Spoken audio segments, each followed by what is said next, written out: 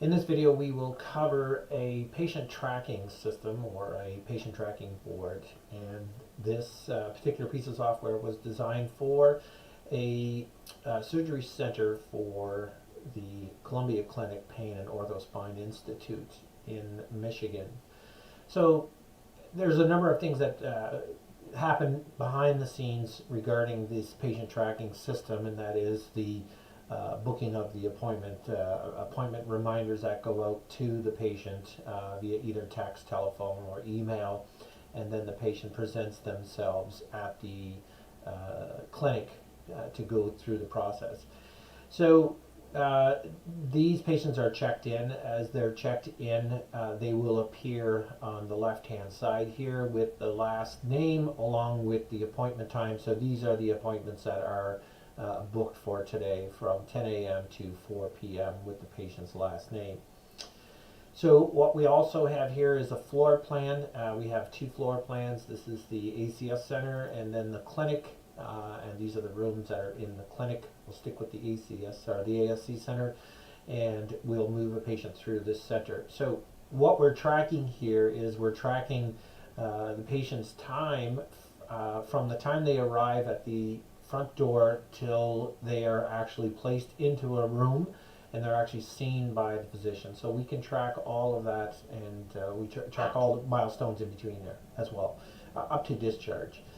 So what we'll do is we'll take one patient through and show the various different features that are available. Again, this is custom, so it may or may not fit your workflow, but this all can be adjusted to meet any specific objective here. So we're going to take a patient here. We'll take one. We'll look at the current time now. So we'll take one, say 10:45. This would give us a good indication here as to the benchmarks that are at play here. So we have this patient here. We're going to move that patient to a particular room. So we look and we have an idea as to what's available. These are pre-op rooms or these prep rooms. So we're going to move this person to the prep one. So now you can see it moves them in there and then the timer starts. This patient hasn't been seen yet. We're looking for from arrival to being seen by the physician. So they're placed into the room, and these various patients, again, you can go through and you can place all of these patients in their respective rooms, and they will go in and they will all start their respective timer. Now that the patient is in the room, it's time now to have the patient go in, or have the physicians meet with the patient. So once that's done, and again, depending on your workflow, that can be that benchmark can be marked a number of ways. In this particular case, we have wireless buttons that sit in the room and outside the room. So when the physician meets or tends to the room, he just simply touches a button, which then takes the status and changes the status to with the doctor. So now that that's with the doctor, we can see that updates the arrival to scene. So we know it. Now these are averages. So these are going to show us the daily average of how long it's taking from the arrival to being seen. So right now with our first one, we can see that it's taking up to 35 minutes from the time the patient arrives at the front door till they're actually seen by the physician. So now that that benchmark is charted, the next thing now is to have that patient prepped and moved into an operating room when the room becomes available. We can see that these rooms are all available. If they were occupied, they would be a different color, and we'll show you that momentarily. Moving a patient to a room is simply you can click on the patient's name, change the room, and you can move them down into the prep rooms, exam rooms. However, to move them into the OR is just to simply drag and drop. So we're going to put this person into OR1, and then that's going to start the timer there so we know how long this patient's been in the operating room. And now we have these prep rooms are available. Now again, in this particular case, these prep rooms are available.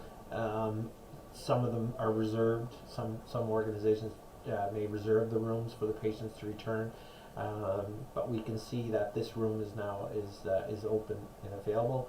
It may have to be cleaned and the various likes that happen following a movement of a patient. But now what we're going to do is we're going to put that patient back. So now this patient now is moving from the OR back to a prep room. Again, we can go and place this in any one of the areas. So we're going to put it back in here. We'll see that that now changes from a prep room to a recovery room. So now we can see that any patients that are white are waiting to go in, any that come out are out and are now in the recovery, and we can see the length of time that this individual has stayed in the recovery room. Once this reaches a certain amount of time, if this is a 40-minute recovery process, then at the 40-minute mark, this will begin to flash, indicating that it is time to discharge this patient. And then when it comes to discharging the patient, again, it's clicking on it, status, changing the status to discharged, and then saving the information. That then removes, wipes the bed, and then discharges the patient. And now we have a total arrived discharge. It's about 37 minutes. Doc to discharge, from the time you've seen the doctor to discharge, was actually only 1 minute. Now again, this is real time, so we're not actually time-lapsing any of this. And that is a general workflow on bringing a patient into a clinic and then moving them through a surgery center.